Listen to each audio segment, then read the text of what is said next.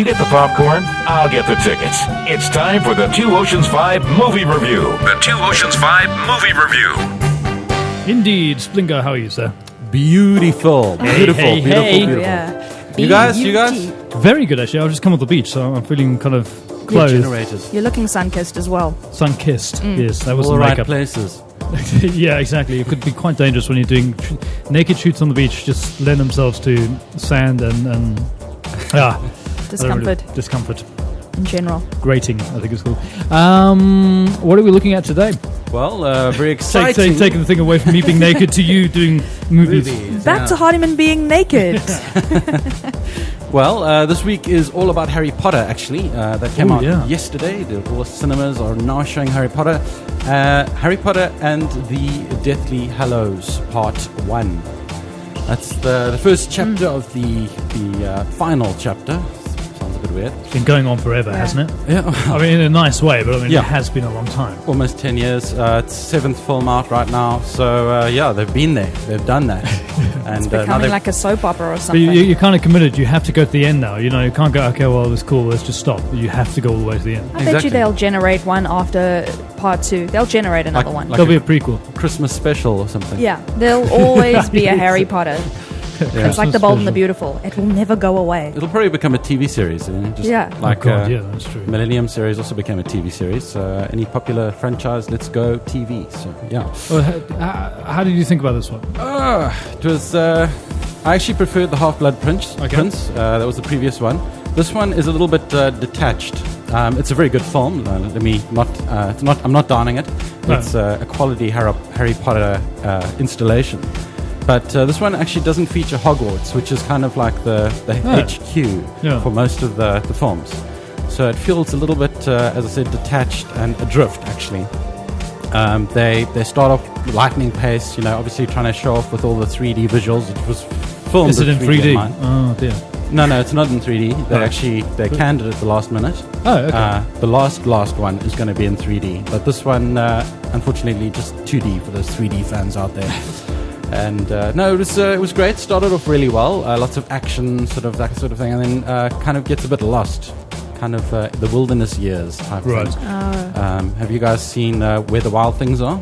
Yeah. Kind of like similar to that. Well, that's what I thought. That you've got the lead trio, Harry, Hermione, and Ron, out in the forest trying to escape Lord Voldemort. Sounds like Blair Witch project. Yeah, Could it be? It's like a mixture. There's also a little bit of Excalibur in there with the swords that they're trying to get, and witchcraft and dark forests. So it's all pretty much wayward, running around in this forest trying to figure out. Kind of, yeah. It's like between a rock and a hard place. They're sort of trying to work out what to do. Getting all these things called Horcruxes, which are these like amulet type things that they have to destroy.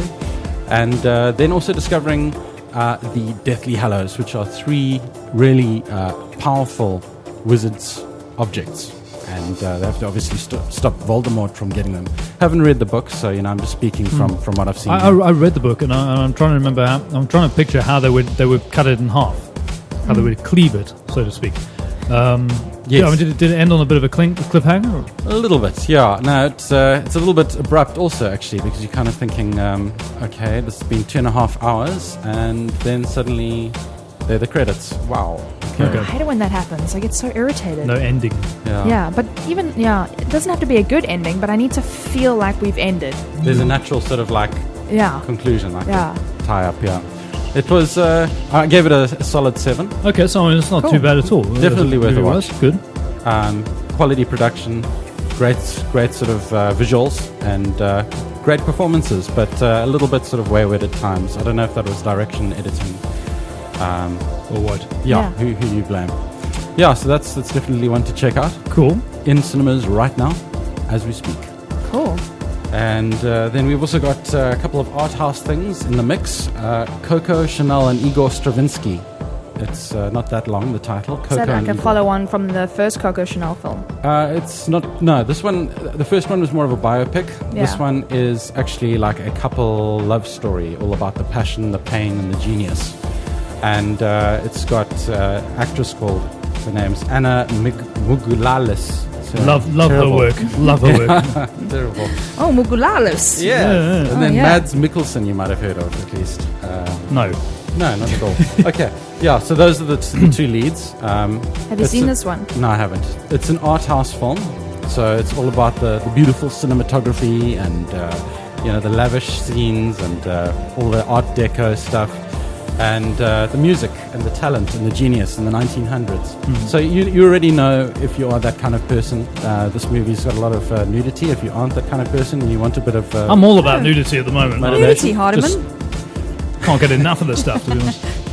Yeah, so definitely one of those art house drama romances with some strong sexuality. Okay. Yeah. Sounds like a soft porn, but not. But done very tastefully, Yeah. the Coco Chanel sort of way. Yeah, artistic license probably being used, stretched. Artistic porn. Fantastic. Yeah. Nothing will beat the nudity and porn. Well, not really soft porn in Monsters Ball with Halle Berry. Oh yeah, that Oscar-winning Oh, God, performance. yeah, Oh my! It just went on and on. It was just too much. Yeah, I was a little self-indulgent. Of I Halle. mean, has anyone ever won an Oscar in 5 minutes before? I mean, Yeah. commitments. That's what they'll call it. Yeah, and then we've also got Baaria. Terrible with my Italian accent. Sorry, that wasn't even Italian. But world cinema. Okay. It's 3 generations of Italian city called Baaria, which is, I think it's slang for the real town's name, which is similar to that. I've forgotten now. It's got the director of Cinema Paradiso, Giuseppe Tornatore. Very cool. Okay. Yeah, very epic. Lots of extras, and it's almost like it was described by someone as a really long trailer. It's like, you're kind of expecting. You finish the film, and then you're like, you sort of like, yes, that was epic. Brilliant score from Ennio Morricone, but what you don't really remember much afterwards. It's kind of superficial in a way. Right. Yeah. You're going through so many different characters and decades that you're just kind of on this wave, this crescent. Beautiful film. He's a great director. And this is actually the town we grew up in, so a personal film as well. Cool. Where were we? We are on the rental download front. Rental downloads. Oh, yeah. Okay, cool. What have we got going? I see there's quite a new release, a lot of releases coming out at the moment. Yeah, there are. This week was a little bit sparse, but the biggest release of this week is Bakhat 2. Oh, yeah. Sorry, Bakhat 2. But 2. Yes, Henk Pretorius, comedy romance. Have you seen Bakhat? No, I didn't can't see the say, first one. Can't No. say no. Look, have. I think the title sort of sells it a bit badly. The first one was like an American Pie Karate Kid mash. Okay. So a lot of people probably didn't see it just because it sounded like awful. But actually, it's a comedy, and it's actually really good.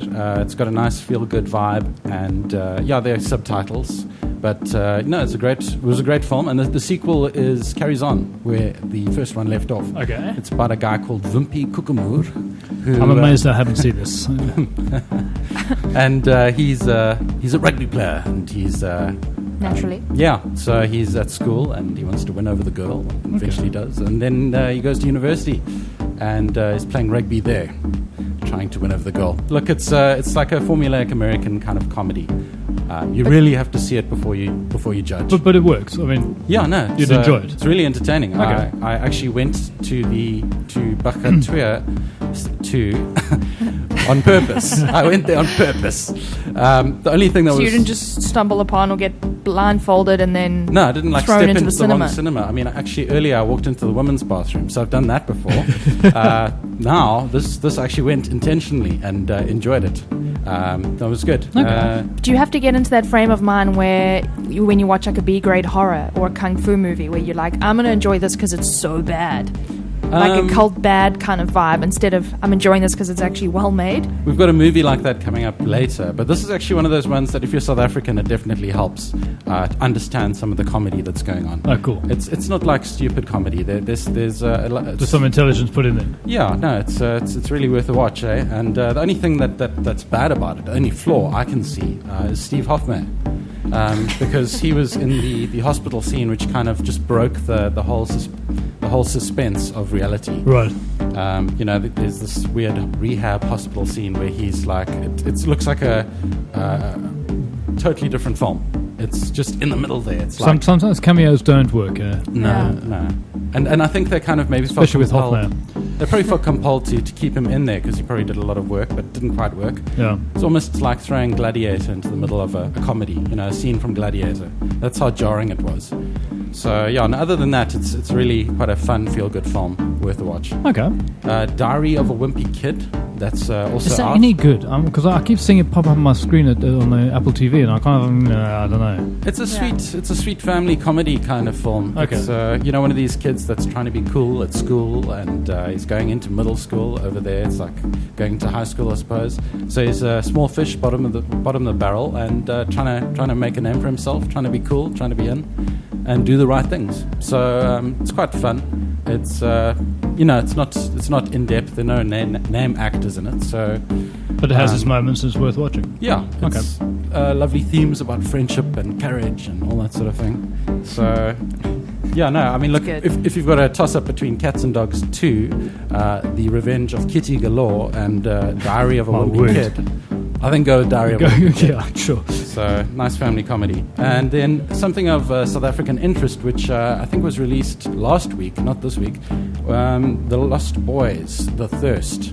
Oh, yeah. Yeah, About this- those refugees, right? Not No. at all. Not at all. Oh, not that. I think you're thinking of God grew tired of us. Oh, that's the one, Yes. yeah. Yeah, no, this isn't about Sudanese refugees. This is actually about Corey Feldman. Close, though. Very close. He's a boy. Well, he's still Wow. a man child. A refugee of a childhood career. There you go. Possible. There's a Cast nice, out by Hollywood. nice link there. Yeah, no, he's got stubble now, and he's also got quite a gravelly voice. He actually he kept reminding me of Charlie Sheen in Hot Shots when I Wow, watched okay. this film. And it's got a similar vibe. It's kind of cheesy. It's a bit ridiculous. I mean, vampires. It's like Ghostbusters, Rambo, and a vampire movie all mixed in one. Awesome. Wow. I mean, he's wearing this red band that he wore in the Lost Boys, the first one. So he's carried on wearing the red band in 20 years later, whatever it is. So, Insane. That's the link. yeah, that's the leg. The thread that runs through both This is our movies. justification 20 years later. This Edgar. red band. Yeah, Edgar Frog is still killing vampires. And now that they've become popular, everyone wants to be a vampire. Sure. And everyone's going to these raves where they're getting turned into vampires by drinking vampire blood, which is in the disguise of drugs. It's quite a weird film. Made in South Africa. You'll recognize a lot of the locations. I think they did a bit of Long Street there. I don't know if it was Boulders, Simonstown. All over Cape Town, trying to make it look like American. Okay. Yeah. Budget Not bad. shoot then. Yeah, budget. So not bad, but not great. It's Yeah. like bad cheesy, not good cheesy. Bad, cheesy, funny. Or not even funny. Not even funny. Oh. That's the problem. It's just a bit, flatlines a bit too much. You've got like a movie like Shaun of the Dead, which was good cheesy. Yeah. Yeah. And this is like the opposite. Had potential to be great, but when a film goes down to 74-minute runtime, then you know that something went wrong. Yeah. Because 90 minutes, you're over the bar, you clear to go. Right. 74 minutes, not There's a so lot sure. of editing done. I always wonder though, like as a filmmaker, if you don't have a big budget, then write something clever, write something well written that takes place in a room.